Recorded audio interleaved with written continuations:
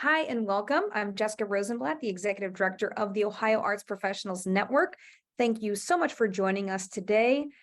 Today is part one of our three-part series on how to make a living as an entertainer.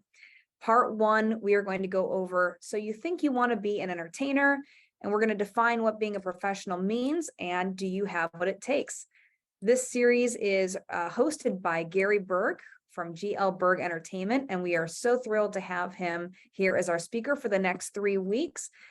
These Tuesday talks are free to OAPN members and non-members, so be sure that you register for all three.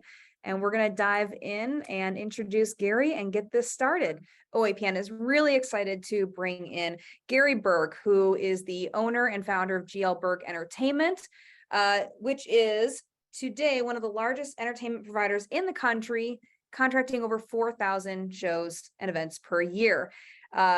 Gary also, Kevin Peters, who was a conference coach here in 2022, works alongside Gary, and he connected us for this wonderful three-part series, which is going to basically go over how to make a living as an entertainer. So part one, which is today, is so you think you want to be an entertainer. Gary has this fantastic book called Entertainers Who Work. It's the link is, yes, Michelle has it, fantastic. This book can be found on Amazon. We highly recommend that you get it because it's a quick, easy read, and there's a whole lot of information. Gary will be going through chapters 1 through 4 today, and then the following 2 weeks, we'll basically make our way through the book. Next week, we will go over how to make $100,000 a year as an entertainer. And finally, when are you ready for an agent? So today, let's kick this one off. Gary, thank you so much for joining us. Yeah. Welcome. Yeah, thanks for having me. It's great to be a part of this. I appreciate it. Absolutely. So I want to dive into your book and ask you a few questions, and then of course we will open this up to questions later on through the series. But your book obviously goes over a lot of information. It starts off by saying, so you want to be an entertainer. What are the steps that you need to take, and questions that you need to ask yourself before you dive into this intricate and sometimes very hard career, but also very it has a huge payoff for those that go into the field. So the question I would like to start off by asking, which I hear a lot of artists who are just getting started ask, where do I start? If I'm an artist, I know I have talent, I know I offer something great. Do I start in bars? Where do you get your start? What do you tell folks to do? Well, yeah, thanks. A good starting point is where to start, right? Well, first I'll say what I did with this entire book. The whole concept was to, in essence, I taught entrepreneurship and business planning at St. Thomas, University of St. Thomas, and there's business plans that help people be successful no matter what they do. And unfortunately, many artists, musicians and singers and dancers and comedians and everybody, they don't look at it that way. They obviously have a skill set, a talent that they really want to explore, but they don't realize you kind of have to have it organized. And so where do you start getting your opportunities? There's no perfect answer for that, because it kind of depends on where you live and what opportunities exist and what kind of talent you have. But the main thing is, I think, especially if you're truly at the very, very beginner stage of things, is you try to get your butt on stage, performing in front of people any way you possibly can. And if that's in a bar, playing in a band or solo, or if it's coffee houses or college campuses, or if you're a busker basically out on the street, those things are good opportunities. The biggest thing is, if you're a singer, sing. If you're a guitar player, play. Do what you need to do. Certainly a lot of comedians, they're doing open mics 5 nights a week, working on their material, and nobody's very good when you start. Pretty much you got to go out and suck, for quite a while to find out what you truly are good at, what you aren't, what's going to work, and then hone your craft. And so there's no bad opportunities. it's, you got to pay your dues, and all that really means is you have to really, really, really work on your craft. If you're honestly anticipating that you want to do this as a career, as a profession. You are muted, Jessica, for me now. Totally muted myself. Thanks for that, Gary. Yes. And thanks for that intro. You have a great section here that discusses amateurs versus professionals. And there's the first one that I really liked, and I hope that maybe you'd expand upon this. But you said amateurs have a goal, professionals have a process. Do you mind explaining that? Yeah, I think probably the best way to explain that is amateurs have the idea of, oh, I have this opportunity to sing at this, or I really have been told by a number of people that I have a great voice and I should sing, and so I do that. And their goal is to get out and take advantage of that opportunity. And that's a great starting point. But the professionals are the ones that can sustain that and keep it going. And that takes a process. That takes a complete process of understanding the big picture of choosing being an artist, being an entertainer as a career. And so it isn't just doing a gig or doing a series of gigs. It's looking at a lot of different things. And at the risk of bogging down here a little bit, but a lot of that starts at the very beginning. Are you in a position where you can do this? Do you have the time? Do you have the ability to pay your bills? Do you have the support of significant other people in your life? Do you have do you have the true desire? Do you have the character? Do you have the ability to take criticism? Do you have the ability to make adjustments and take advice and take suggestions? And I kind of really go through this step by step pretty specifically in that first chapter of the book, because I think so many times people say, I love doing this. I just got in front of a whole bunch of people and sang, and I moved them. I got engaged. I moved them to a level I know I have the skill. That's fabulous. That's an absolutely great starting point. But that alone makes you an amateur, and it makes you a talented amateur. Putting together a plan for how you're going to eventually get to do this as your career is becoming a professional, and there's definitely a process to that. And unfortunately, I've never seen anyone with a music degree or a theater degree or anything that truly understands there's a business process to this. And you better believe it's a business, because otherwise it's not a career. And that doesn't have to have negative connotations whatsoever, because if you're going to be a solo performer, you're going to be a solo business. And there's pluses to that as well as minuses. But if you embrace it and do it properly, and the pluses are going to help you be successful. And if you can't just say, I'm terrible with money, so I'm not going to worry about it. If you're terrible with money, get good at being good with money, or figure out how you work around that. If you say, well, I love to do this, but I hate to promote myself, well, then figure out how you're going to be promoted, because if you're not, you're never going to get on stage or get any work. It's easy to say, I'm good at this, I'm not good at that. I was an English major in college. I never took a business class in my entire life. I knew that my accounting skills were bad. I knew that even my marketing skills were marginal and things. So when I started my company, which is now 34 plus years ago, I really had to study a lot. I had to do a lot of things that I didn't like to do necessarily, but I had to have a basic premise of an understanding of what the business was.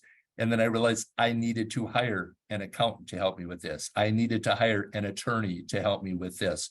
And so I also needed to have the money to do those things, because otherwise you get caught up. So I had to understand cash flow, and I had to understand, how this was all going to work so that I could afford to do this. Because if you're undercapitalized, it's really hard. And so again, you can still do it. I never took out a loan to start this company. I've never borrowed $1, and we're going to be pushing to try and hit to $10 million in sales of, that's booking jugglers at $500 a show or things too, along with a lot of other things. And it's exciting. I mean, it really is, but I see too many businesses and in essence, too many artists who don't allow themselves to have the money to do proper promotional materials. So their video and things looks great so they can get work. And they say, well, I'll be doing that next year. It's not ready. Well, you've just wasted a year. And so there's certain investments you have to make financially, as well as with time and as well as with focus to allow yourself to be successful. So Great. process. It's a process. Well, you talk a lot about the business of it, and I feel that there's always the big question with the artist of, I'm ready to run this as a business. I feel like we have an understanding, but which pathway do you choose? There's a lot of different types of artists. You know, I'm of course going to call out my favorite artist, but there's the Brandy Carlisles of the world who got in front of the major record labels at a very young age, had good success, but until, you know, she won her Grammys, did not really see the mainstream success until her 40s. There's that approach. There's the 18-year-olds that put something out on TikTok, it goes viral, they're massive pop stars. Then there's also everybody else in between. There's all the folks that come through OAPN, they're Grammy nominated, Juno nominated, Grammy Award-winning artists that you might not have ever heard of, but they're going to performing arts centers or festivals and they're making a really solid income. So as this artist, how do you know where to start? And, you know, do you have to have it in your mind of, hey, I want to be famous or I want to make a living? What do you recommend to artists trying to even figure out which path they take when they're starting? Yeah, thank you. Great question. You know, I think the people that are famous that, you know, put out that TikTok that makes them hugely famous or get that really great record deal and stuff. I mean, those are wonderful stories and they do happen, but there's such a huge minority of people that make a living as musicians and performers. I think a lot of it is, yeah, you have to know what market your particular product, your skill is valid for. Are you a performing arts, you know, type act or not? Are you a comedy club act? Are you a fair? We have divisions in our company. We have Kevin runs our PAC and theater division. We have a gentleman who puts people in at fairs and festivals all over the country. We have an entire cruise ship division that has singers and dancers on ships all over. And then we have a corporate division. And, you know, and we pick up other things in colleges and so forth too that come in. But those are our four main markets. And I think the part that is really important is on any given night, we might have as many as 30 things going on for private corporate events where we have musicians and entertainers performing that are making very good money and no one knows about it. Nobody hears about it. It's not in the paper. It's not on any line unless they're posting after the show what they did. But there's a world of performers that isn't famous. And that question, I think, is really good. I mean, I don't choose to work with people, I should say, that their whole goal is to be famous, because there's a lot of famous people that are crap, you know, as far as talent and as far as being human beings. But I mean, if you think for 1 minute that people like Taylor Swift and Beyonce and Lady Gaga, they are incredibly good business people, as well as immensely talented. And they're smart enough to surround themselves with really good people to have their success. I mean, you know, nothing for them just happened either. There was a process and a plan, and they worked the plan, and they got it, you know. And so I think that it's really important that you take some stock and say, yeah, I think what I do, you know, and there's easy ways to do this. It's like, if the kind of music you do, where do you hear it? Where do you see it? Is it on the radio, or is it you know, online? Is it on Spotify all over the place that's really popular? Or is it in concert that's selling tickets? Or is it in PACs? You know, is it something that's more obscure that's going to have to be funded differently because it's not going to sell tickets to the general public? Those are all really, really important and very real questions you need to ask. You know, I can't lie, the most successful acts that we have been able to work with who've done really well are the people that can play multiple markets. They can do a corporate event, they can do a theater show, they can possibly jump on a stage, a free stage at the right fair. They can do all those things. So in the summer, they might be doing fairs and festivals. In the fall, they're doing theaters. In the December and January and February, they're doing corporate holiday parties. And then they get back in and do some theaters and maybe do a couple of weeks on a cruise ship. And then boom, it's summer again. And when you look at the whole thing, say, putting that all together, I was really busy year round. I had cash flow year round, and I actually made some money. And so understanding, they're not the same show for those different venues, but they understand and they like the idea that they can do multiple shows for multiple markets.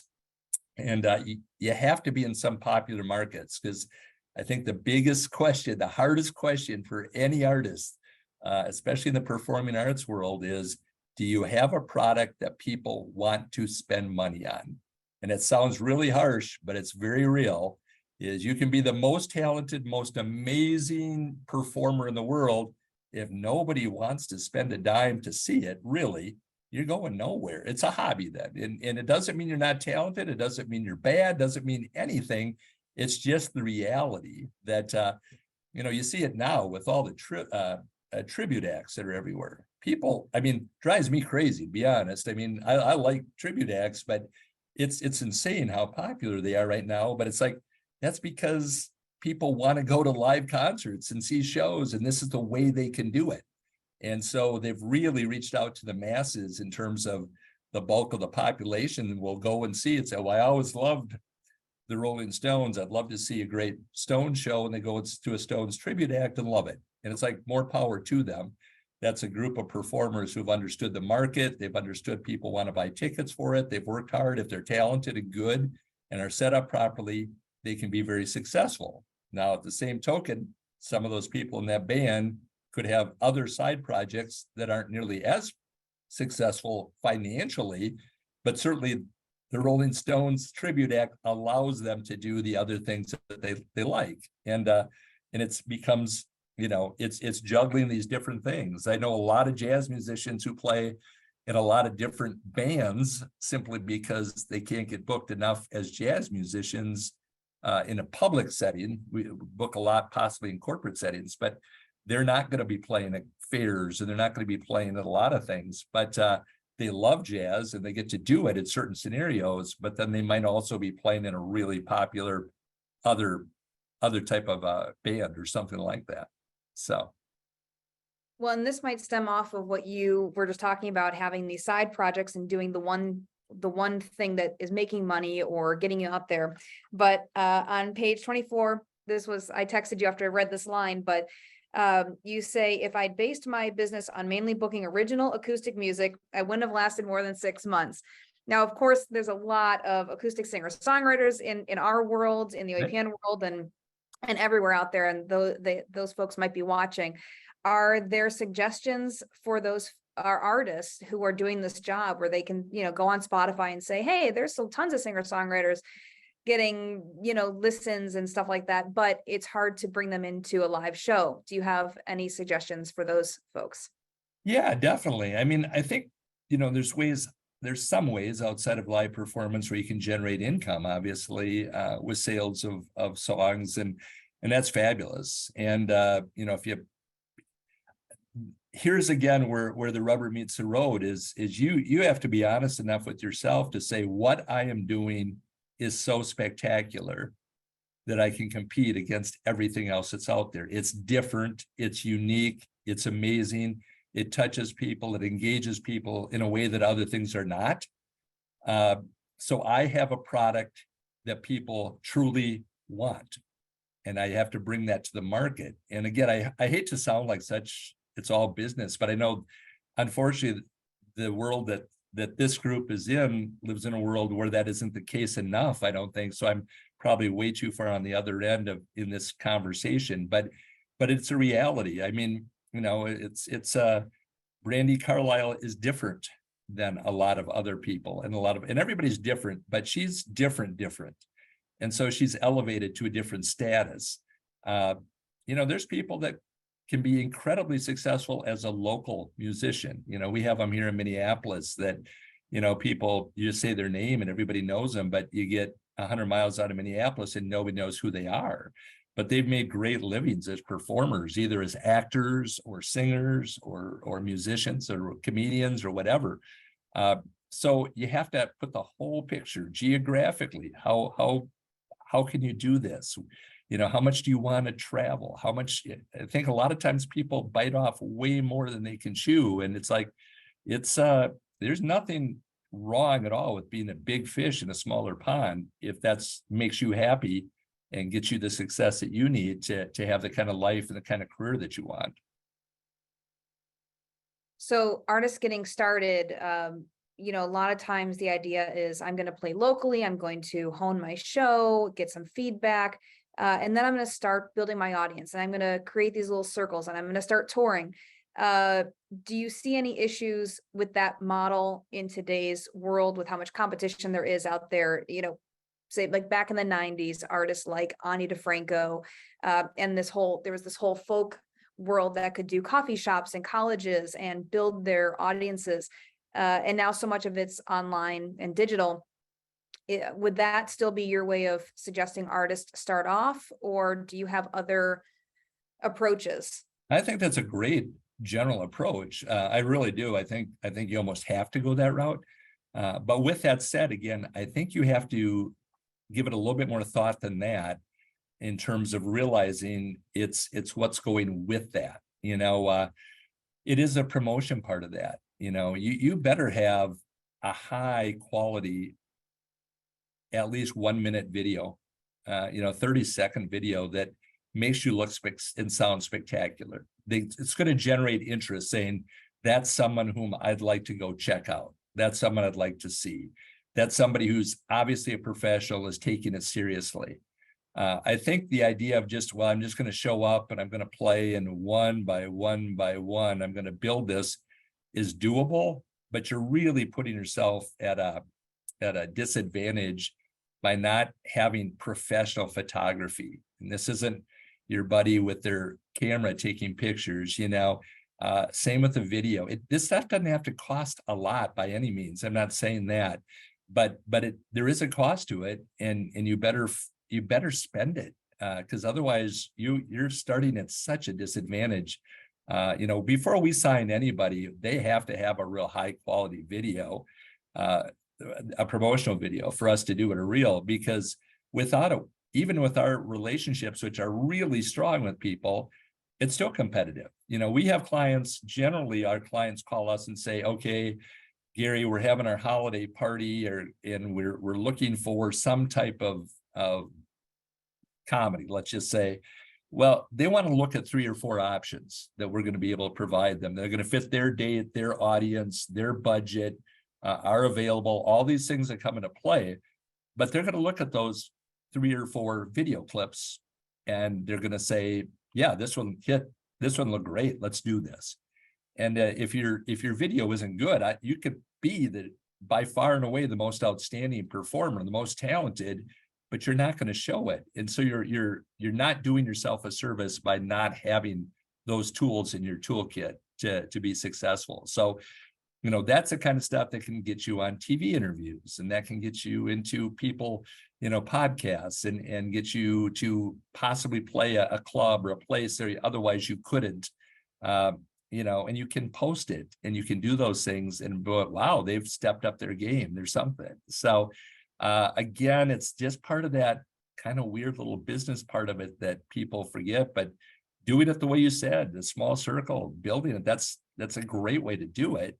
You just need to not forget to do the other important parts, which are, most of the work and most of the success is going to come before you ever get on stage. That's great. So I know we've got a lot of other artists on this call. Actually, if you don't mind, if you're near your computer right now, can you put your little hand reaction up if you are an artist on this call?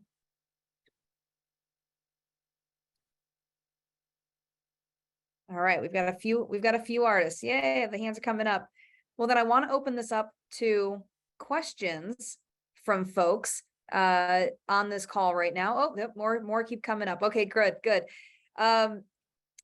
your hands are now up. So if you would like to ask a question, you can either press it in the or type it in the chat, or you can unmute yourself.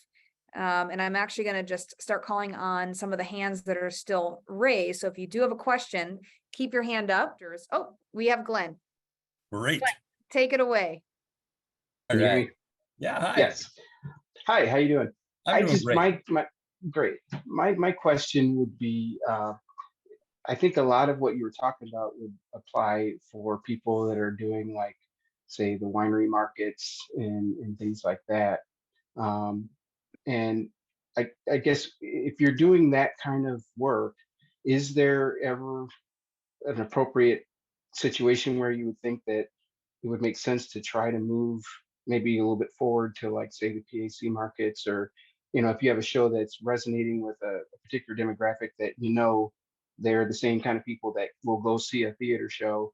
You know what I mean? I kind of had this kind of idea that, if you're doing the right kind of venues, and you obviously are making contact with a certain demographic, and they're consistently tipping, $20, $50. I mean, we've had $100 bill, show up a time or two. Would that be? I always thought if they're willing to tip $20, then they would be willing to pay $20 as a ticket to Right. come see it at a theater. I mean, obviously they're saying that, hey, I don't feel right sitting here seeing this show for free. I came to this winery just to drink, and I got this great show that I think I really can see that on people's faces. So like they feel like, yeah, I don't feel right leaving without putting something in here. So is there a mechanism maybe to how you would maybe work that from being focused on those smaller type of events and venues, and then move it to something that would be more attractive to a PAC, especially like if it's a duo, something like that, where that's, because we've had a situation where we've added, like, for some bigger opportunities, we've added musicians, and then they kind of get in the way, if you want to see what I mean. Right. They kind of, people don't see quite what they normally see when it's just the two of us. So, I mean, Yeah. the idea of just two people going into like a PAC kind of environment, would that kind of a show really work? I mean, I know it working, like I said, at those venues, but could it work at a larger venue? Yeah, no, that's a great question, Glenn, and definitely can work. And we've had a lot of duos that, started in, small clubs and doing those things, and eventually, went to bigger venues and bigger paying private events and things because they were popular and they could engage. Two things really come to mind with that. And one is, and I'll say this to everybody because I think it's really important, is there's such a huge difference between someone who is a musician or a singer or whatever and someone who's an entertainer. And the musicians can perform beautifully at wineries and things. It's a different, potentially a different level to have a stage show, truly a stage show where honestly you can make that connection at a real level with people. Right. And if you feel like you have that and you want to go that direction, some people just don't have that personality or that skill set, but most people, my guess, who would be on this kind of call do have that they do have it. I think you got to know you have it and work that. Even if you're doing the winery and things, make sure you're talking between songs. How you get from song A to song B is maybe more important than song A and song B if you want to build a fan base. If you do that and you play venues around, around where you live and things, the next logical thing would be to potentially find a small theater or a club that you could actually go in and do a show for a paid ticket and start to see truly if people are willing to pay for it. Instead of thinking they will or guess they will, you'll find out. And if you promote it properly and if the act is right, you're going to sell some tickets. And then it also allows you to get on that stage. And now all of a sudden, maybe you get a chance to get some really great video of you on that kind of stage, in that kind of show, in front of that kind of audience, which opens up potentially bigger other doors for you. But the main thing is, again, is being a great artist is hard to headline, for lack of a better term, on a performing arts center stage or a theater stage. You can certainly be a part of a bigger group and maybe someone else is taking that.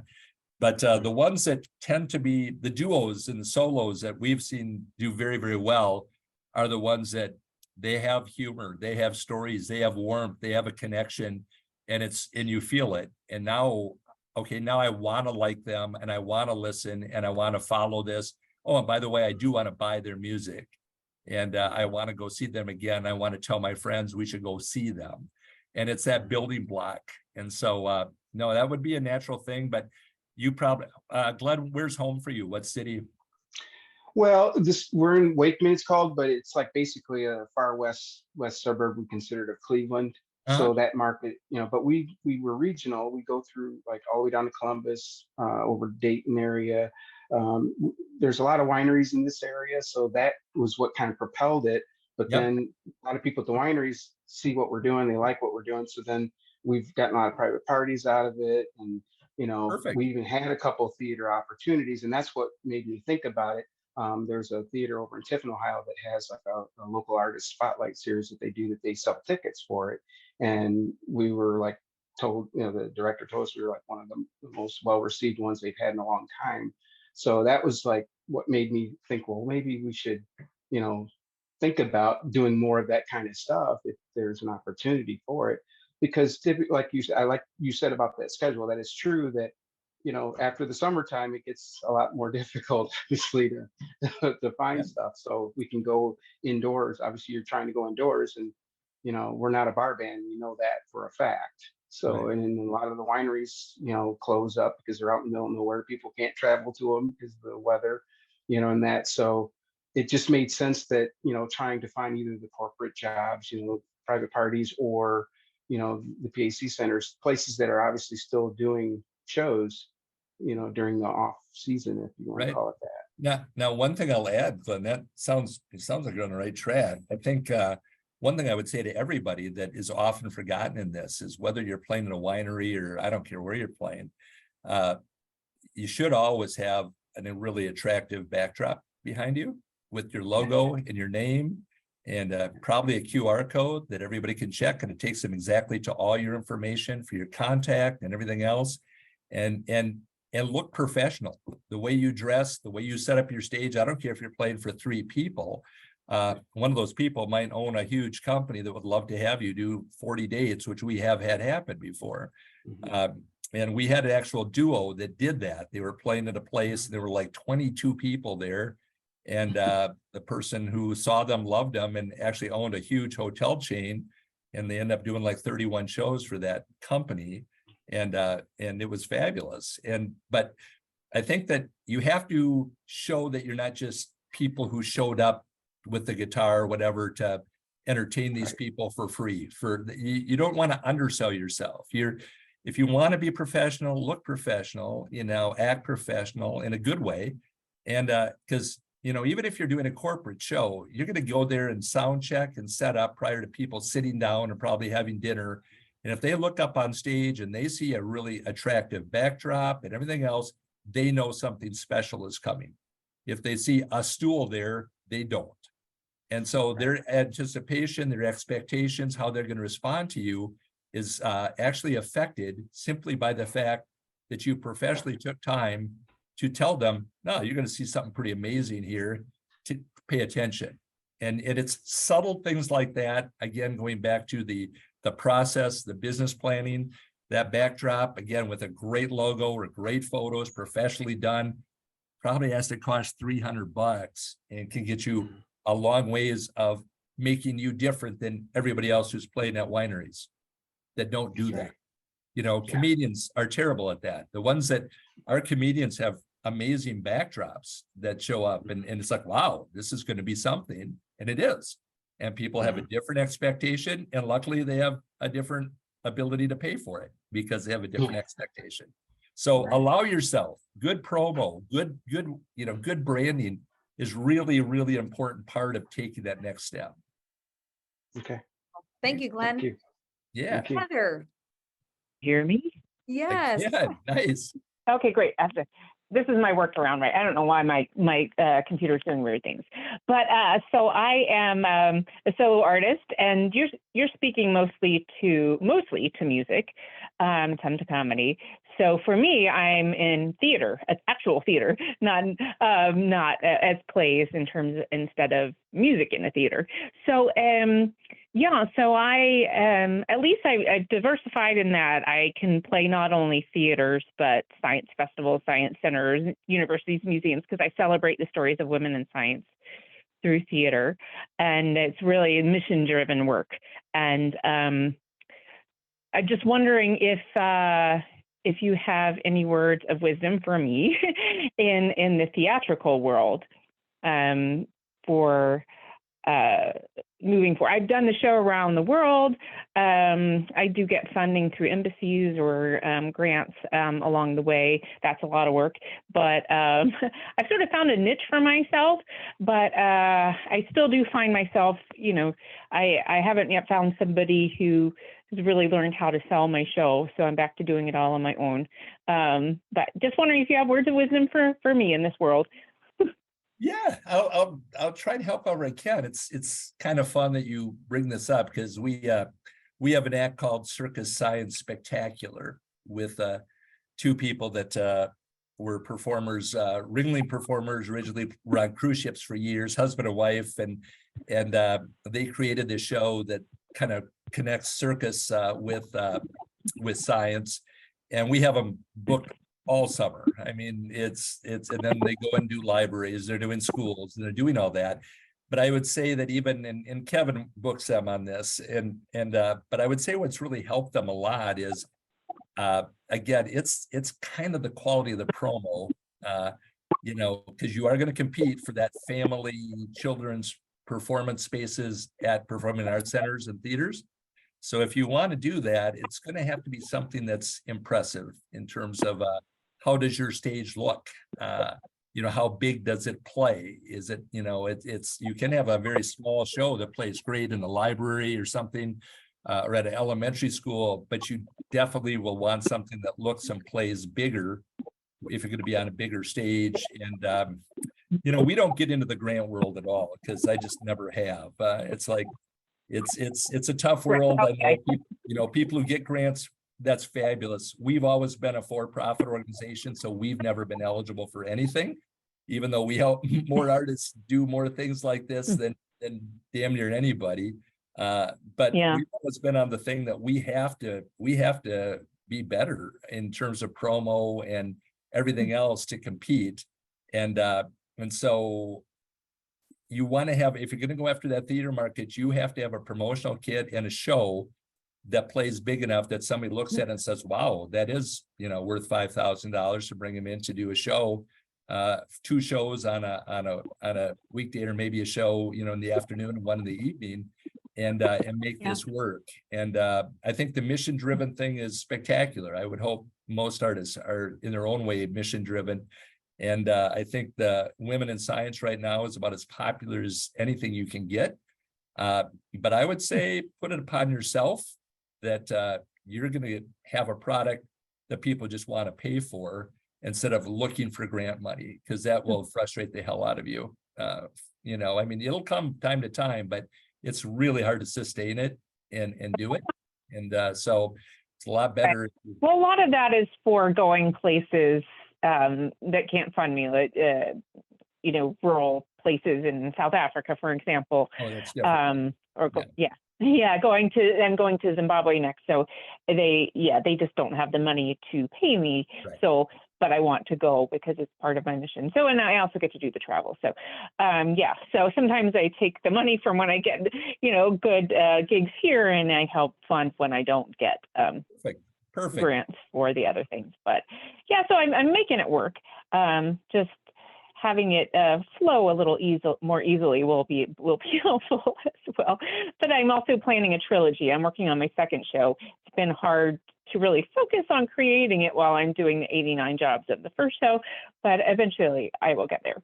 Yeah, it sounds like you're well on your way, and good luck with all of that. Thanks. That's awesome. Thanks. Awesome. Appreciate your time. You bet. Thanks, Heather.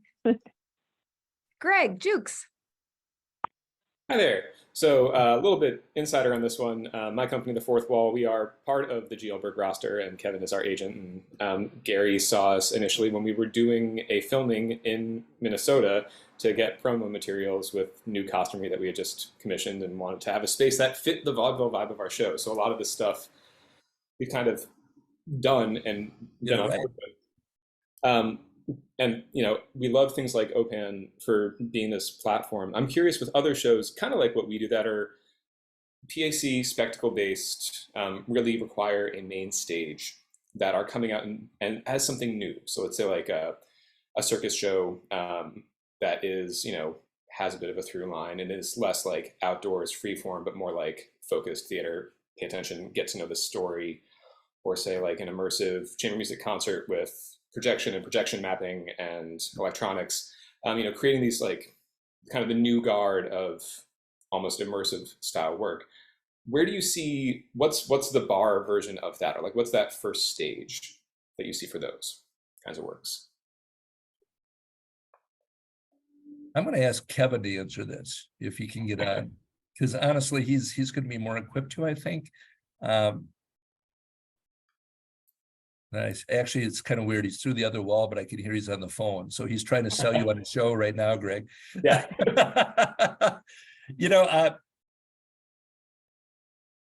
I don't think I really grasped the question. So Sure. If you can repeat what you'd really. Yeah, the crux of it is for companies or performers with shows that require a theater and that kind of contained audience. What do you see as some of the best starting points to put the work out there and be seen? Yeah, I think it's my first thing right away is make it simple but look big. And I think you guys certainly do a great job of that. But I mean, again, you want it to look like it's going to play really big without it saying we need to roll in with a semi truck 2 days before and it's going to cost $27,000 to do this. I think, to not limit yourself, in the marketplace, to not limit yourself so that you're going to have more opportunities. I think it is, really thinking through what the stage plot is going to be, how it's going to work. The more flexible it can be offers you more opportunities. I was excited. I thought we were going to put you on a really nice fair stage, a really great fair this summer, because I could see your show playing in that environment that most shows like yours could not, and you guys would do it well. But it's I would say it's the flexibility part. I think it doesn't have to change drastically, but I think certainly the ability to play various size spaces, various budgets, various length of shows. I'm not sure. I know you guys have done a good job. You have the ability to specifically go after much more of a elementary children's program and also do a family one that's really, really strong.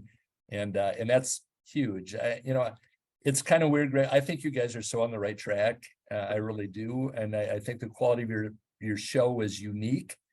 And the talent level is high, and it's entertaining, and it's fun, and I think, I'm just pissed off more people haven't bought it already because they should have, but they will. We have a lot coming in from last year, so we're grateful. You do. You guys are doing well, and it's just I think that ball is going to continue to roll. Maybe even honing my question a little bit outside of our work, and I thank you so much for all your kind words and your support as our agent. Like we love you've earned it. The company. I'd tell you if you suck. Yeah, but like one thing that we do, and I find myself in a lot, we're often in a mentorship role where we do a lot of university residencies and are talking to young performers who are making new shows and exploring new work. So it sounds like from a lot of what you're saying is being able to kind of put the information out there saying, here's this show, here's a good promo video, but then also here's all the ways it can be adapted to fit your space perfectly. Yep. And then trying to figure out, who are those spaces or how to get into those spaces. Do you feel like that is still the best use of the conferences and the showcases like OAPN or APAP kind of exploded a bit too far where it's just all the cover bands, but Yeah, I know. I think it's definitely the way to go yet. I think it's been certainly COVID didn't help with any of that. And it was maybe losing some steam in some ways. But I think that the idea is you always want to put your best foot forward in front of buyers. That's it. And I think until something better comes along, I find those showcases to be that best opportunity if they're run well. Yeah. And so, yeah, I think that's still a great plan.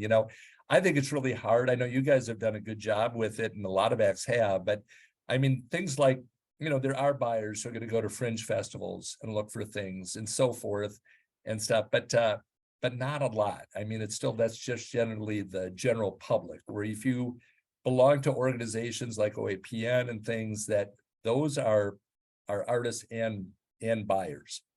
Basically. And so the opportunity to match those two is much greater. So yeah,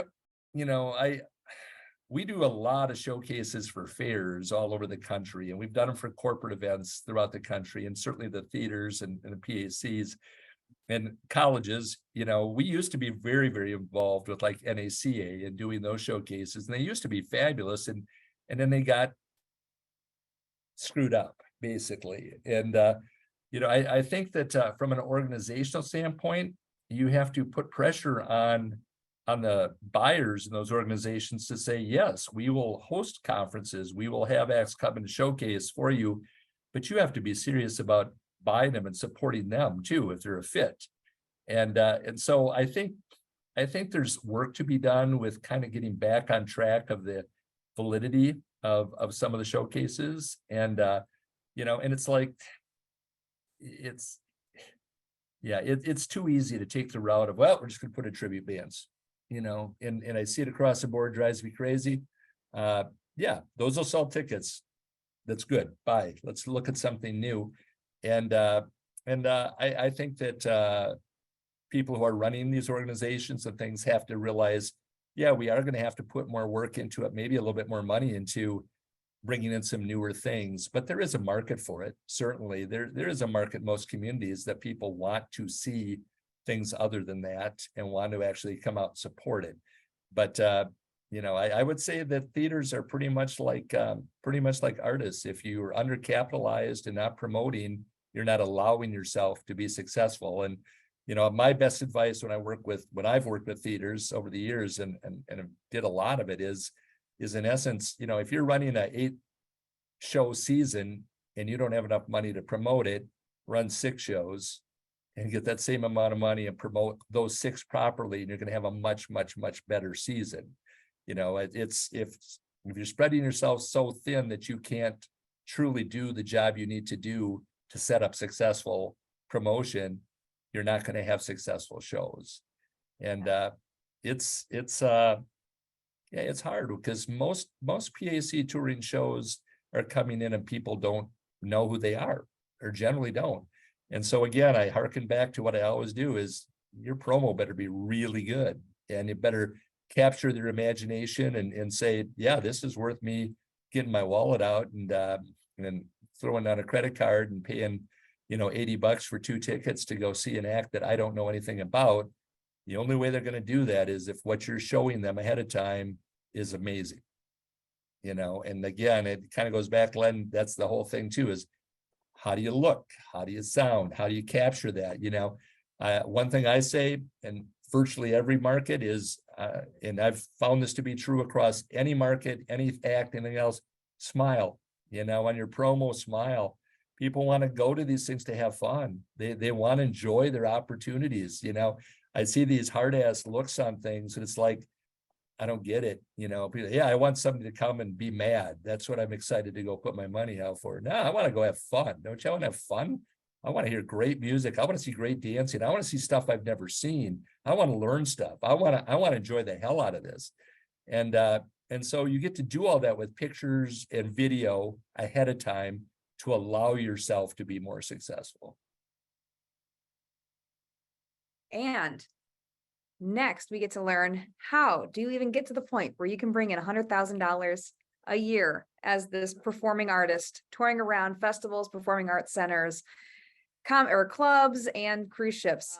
So Gary, thanks for this kind of part one intro on how to get started as an entertainer. Thank you so much for joining us. Again, next week is how to make $100,000 as an entertainer. I know we'll dive deep into what Gary has to say on that. So please be sure to tune in. This will also be recorded and shared to our YouTube channel. And you can also find it on our Tuesday Talks tab at oapn.org. So let's all give Gary a round of applause. It'll be a silent round of applause because I think all of you are on mute. But Gary, thank you so much. Kevin Peters, thank you so much for connecting us and providing us this opportunity to connect with Gary and GL Berg Entertainment. For those of you who haven't just yet, make sure that you grab this book, Entertainers Who Work, on Amazon so that you are ready for next week. And with that, I bid you all farewell. Thank you very much. I look forward to it. Thank you so much, everybody. Take care. Bye-bye.